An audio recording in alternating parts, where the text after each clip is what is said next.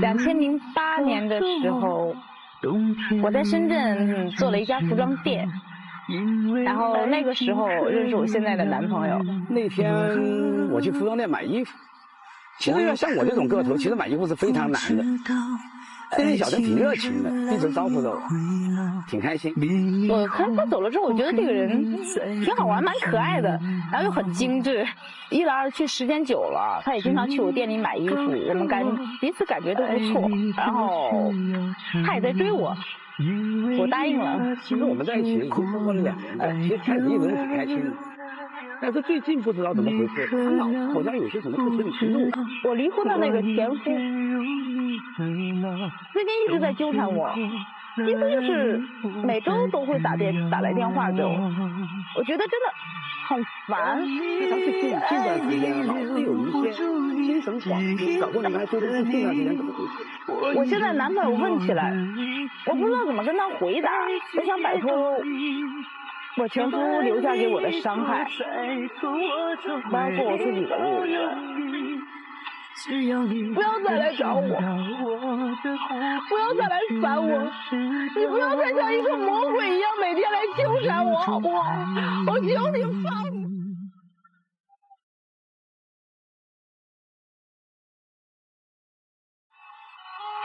你能否帮我摆脱过去的日子？这是指现在的男友，让我们一起幸福的生活。那么这样一对嘉宾朋友，在他们的情感道路上，如何去摆脱这种情感的困惑呢？让我们掌声请出他们来，掌声有请。男主人公刚子，45岁，来自江西，自由职业；女主人公小陈，33岁，来自辽宁，服装美容。来，有请两位。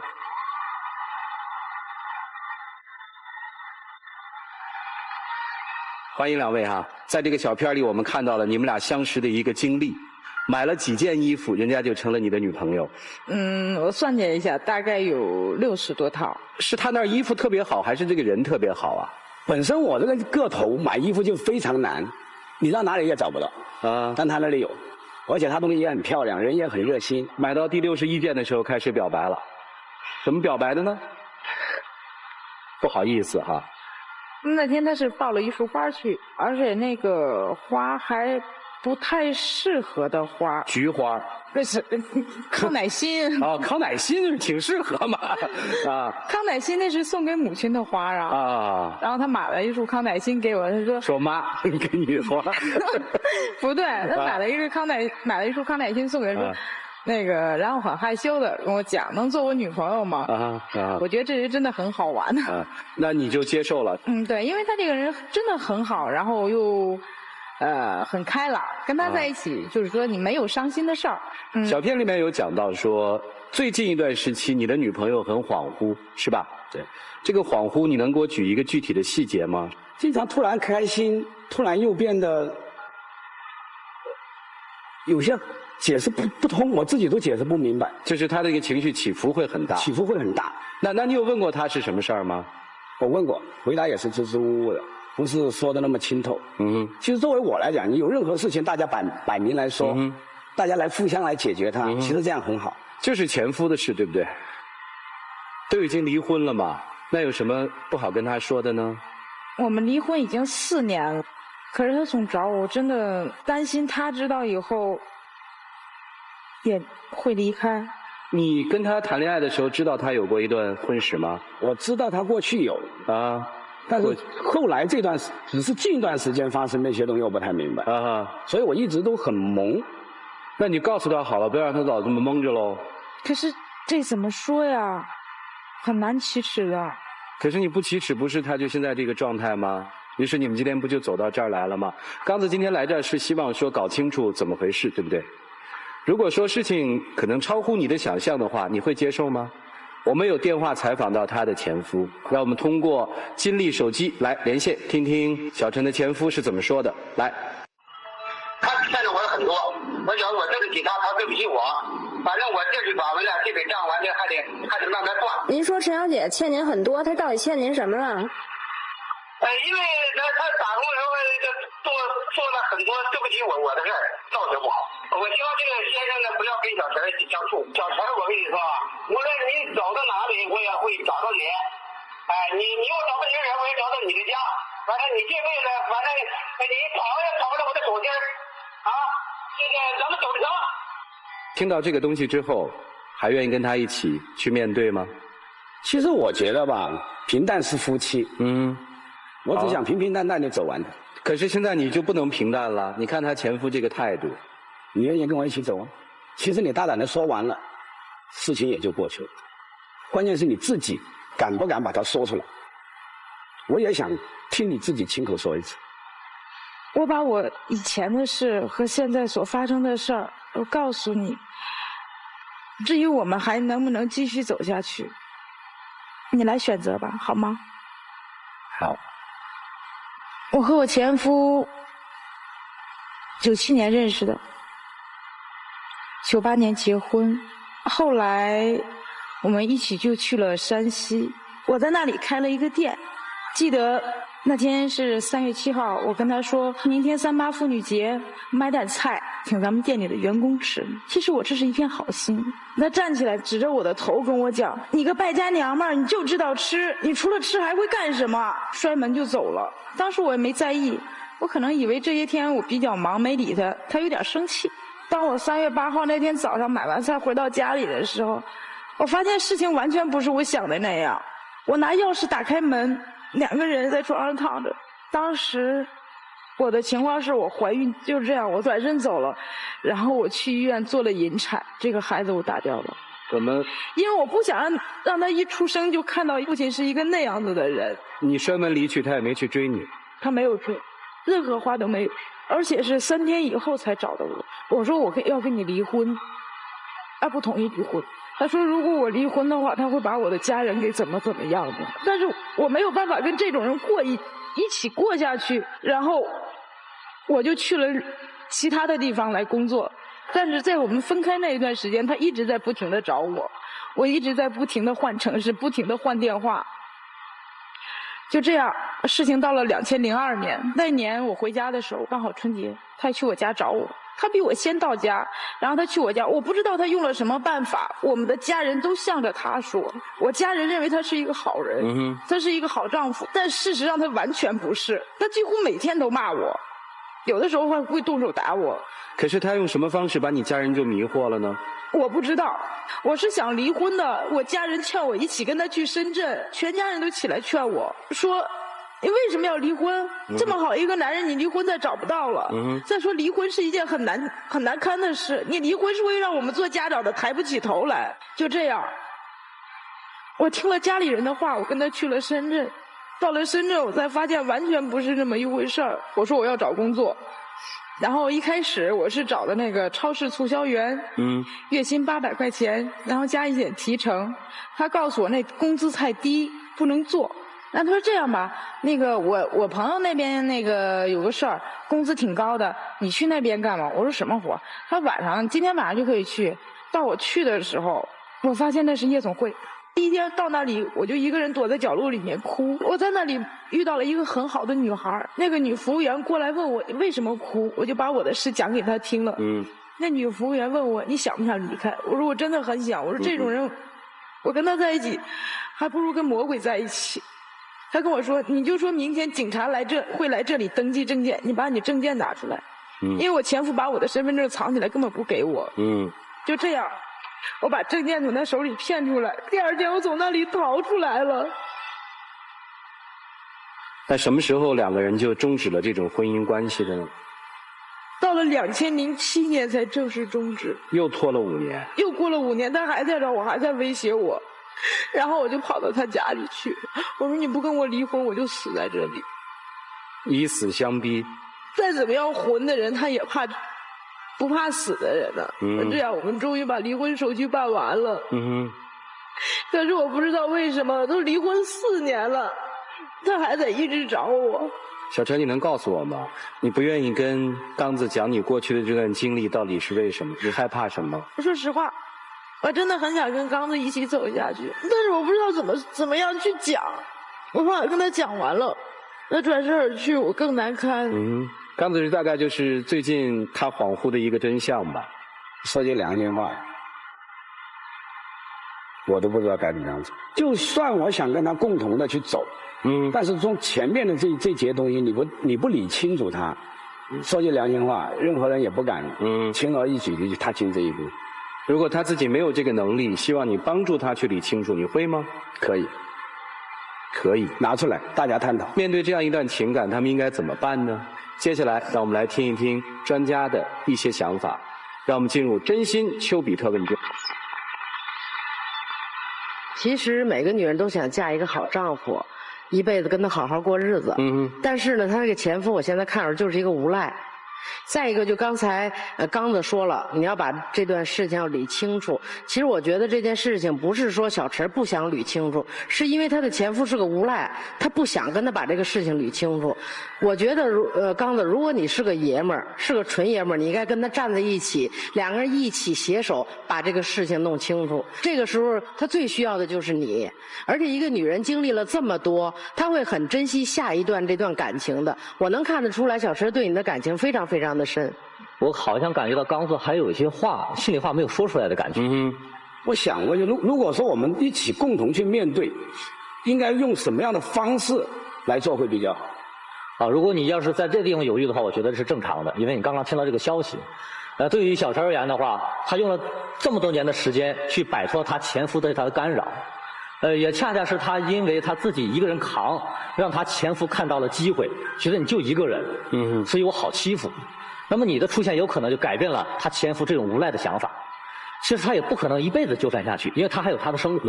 他如果看到两个人这么倾斜地去面对他自己的时候，他也觉得他的力量就变得很小了。于老师，你怎么看他前夫的这种死缠烂打、揪住不放啊？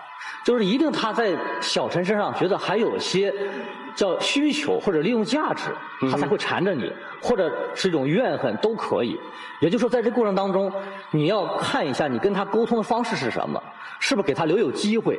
还有一种可能就是说，你的前夫可能内心非常的自卑，非常缺乏安全感，所以他好不容易得到一个女人，他觉得如果失去之后，他的人生更加失败，所以他会一直缠着你。但是我想问你一个技术性的问题，就是说你的前夫为什么跟你的家人的关系搞得这么好？你有没有把你刚才对我们讲这些经历跟你的家人去讲过？讲过。他有外遇这个事情你也讲过？我讲了。你讲过？你家人当时什么反应？我家人不信。这个就是一个症结之所在。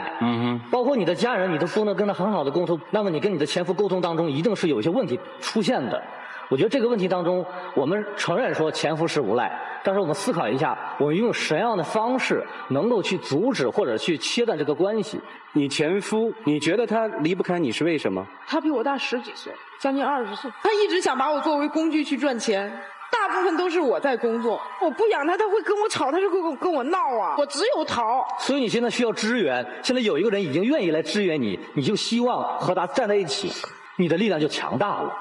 这样吧。缺一边总觉得空很多东西，对不对？来，让我们跟小陈的前夫取得联系。喂，你好。喂，你好。我们这里是天津卫视的爱情保卫战，现在你的前妻正在我们这里做节目，有几个问题我想向您求证一下，您看可以吗？可以。您现在还爱着小陈吗？爱。你知道他现在的生活状况吗？我稍微知道一点。你知道她现在已经有男朋友了吗？我怎么说呢？这东西说白了，你要上电视，我也得给这点面子吧。我那个祝福他这什么了，生活美好，爱情甜蜜了，就这样了。你是祝福他是吧？那你说怎么办呢？不祝福我不能当着电视机前面骂人家，是不是啊？小陈，你有话跟你先生说吗？前夫，请不要再找我了。找你咋的？找你怎么的？您还是想找他是吗？可是他要结婚了，您还找他吗？谁知道他结不结婚呢？这东西。如果他有结婚证的话，给你看的话，你接受这个事实吗？那找的是找的说的别的事情啊，也不说是找的干别的说。前面我有看到过您一段采访，您说他亏欠您很多哈。小陈在哪些地方亏欠您了？您能告诉我吗？哎呀，我也不想说了，不想说太多了。上电视我就不想多说了，不好意思，我就。你既然说我欠你的，你就说清楚我欠你什么了。我不想再说多了，我不好意思啊，我拜拜。你说啊，我欠你什么了？我欠你什么？我还你什么？好，我们听到了这么一个男人，可能每个人都在给他画像。刚才你什么感受啊？我也很无奈。小陈跟我们说，这个男人他的前夫把他的家人安抚得很好。下面我们要听听他家人的一些意见和看法。来，踏浪旁观者清。您好。你好。小陈的小姨是吧？是。小姨，你了解她前夫吗？她的前夫非常会来事儿。嗯哼。也对我们老人呢就非常孝顺。啊。那我们也看不透他。您指的孝顺是指什么？就是说来了给你钱呐，帮你做些个家务啊，搀扶你呀，就特别会来事儿。所以说我们就是被他蒙骗。那我们也就相信他了。我也是，我这弯着，我对不起你，小姨对不起你，今天给你造成这么大伤害，是小姨的错。当时你们都不同意他离婚？是。啊，您这个所谓的，我们还逼着他结婚。就是因为我们都认为他的前夫非常好，非常像个男人一样，具体对他怎么样，我们不那么太了解，表面上他做的非常优秀。我有一个疑问，小陈之前有没有跟你像今天一样来陈述自己这个现状？说过，但是没有那么详细。你看到没有问题，这就是问题之所在了，一直没有说。如果那么详细的话，作为我们亲属来讲，我一定是对我的亲人。我应该是向着他，站着他这么多年的时间里面都没有一个完整的描述自己的经历和现状。我害怕，我怕我说出去人家会看不起我。刚子，你有问题吗？我现在不知道该怎么说。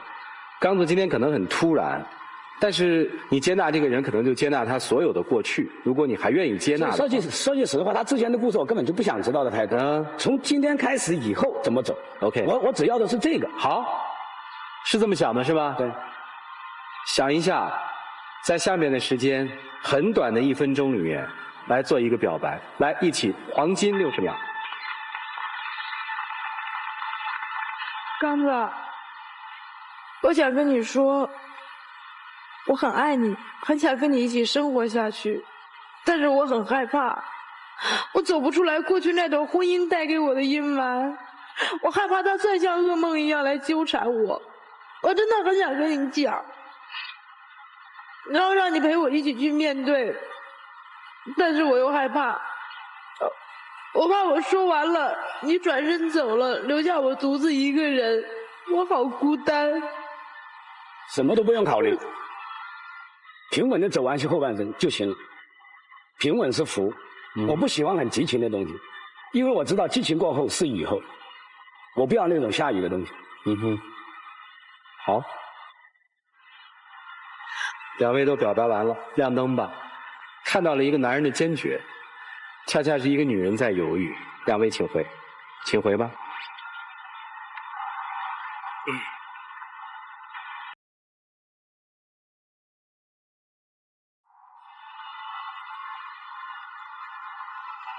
好，请关门。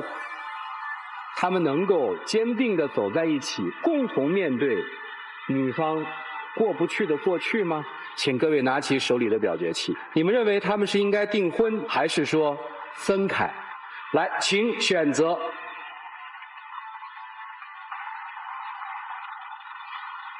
现场24.39%的观众朋友觉得他们应该分手，这就是说，在这个现场，更多的观众希望这两个有情人可以共同去面对一段历史。他们自己的选择是怎样的呢？我们一起来数5个数，来，5、4、3、2、1，请开门。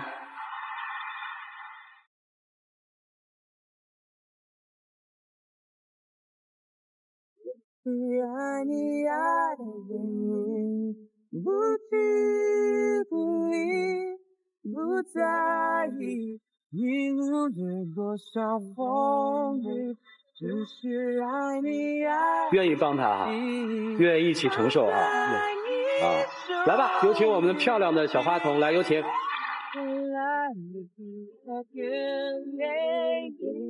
爱你爱你，不离不离，不再在意，路有多少。我听了你在节目里说我不喜欢浪漫，但是有的时候他就得浪漫一下，比如说这样的求婚时刻。